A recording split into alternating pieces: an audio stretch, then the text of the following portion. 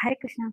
ഭഗവാന്റെ ആ ഭക്തി പ്രേമം നമുക്ക് ലഭിക്കണമെങ്കിൽ കൃഷ്ണ ഭക്തന്മാരോട് ഉള്ള നമ്മുടെ ആ ഭക്തിയാണ് ആദ്യം നമുക്ക് വേണ്ടത്. ഭഗവാനിൽ എത്തണമെങ്കിൽ ഭഗവാന്റെ ഭക്തന്മാരോടായിരിക്കണം നമുക്ക് ഏറ്റവും കൂടുതൽ ഭക്തി വേണ്ടത്.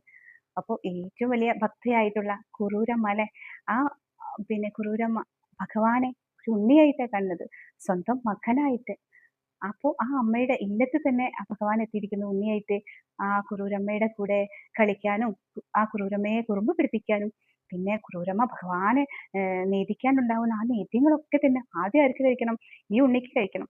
എന്നാലോ കുറൂരമ്മയ്ക്ക് അറിയോ? ഇല്ല, ഇത് ഭഗവാൻ തന്നെയാണ്, ഭഗവാനാണ് ഇത് കഴിക്കാൻ വരുന്നത് ആദ്യം എന്ന്. പക്ഷെ കുറൂരമ്മയ്ക്ക് അറിയില്ല.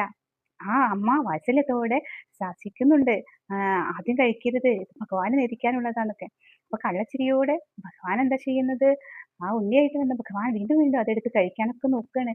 അപ്പൊ കുറൂരമ്മ കുറുമ്പൊക്കെ കാണിക്കുമ്പോൾ വീണ്ടും കരത്തിന്റെ അടിയിലൊക്കെ അടച്ചു വെക്കുന്നുണ്ട്, കെട്ടിയിടുന്നുണ്ട്.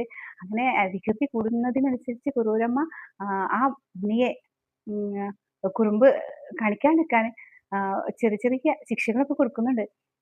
അപ്പോൾ അമ്മയോടുള്ള ഭഗവാന്റെ അടുപ്പം ഒരു ഉണ്ണിയായിട്ട് ഒരു മകനായിട്ട് വരികയാണ് കുറൂരമ്മയുടെ അടുത്ത്. അപ്പൊ ആ അമ്മയോടാണ് നമുക്ക് ഭക്തി വേണം. എന്നാലേ ഭഗവാനെ നമ്മളോടും ഒരു എന്താ പറയാ സ്നേഹം ഉണ്ടാവോ. അപ്പൊ ഭഗവാന്റെ ഭക്തന്മാരെ ആദ്യം നമ്മൾ സ്നേഹിക്കണം, അവരെ ബഹുമാനിക്കണം, അവരെ നമസ്കരിക്കണം. എന്നാലേ ഭഗവാന് നമ്മളോടും ഭക്തി ഉണ്ടാവൂ ട്ടോ. അപ്പോ ആ ഉണ്ണിക്കണ്ണന്റെ കഥ പറയുമ്പോ എന്താ കേട്ടിരിക്കാൻ രസം കണ്ടോ, ശ്രദ്ധയോടെ കേട്ടിരിക്കാണ്.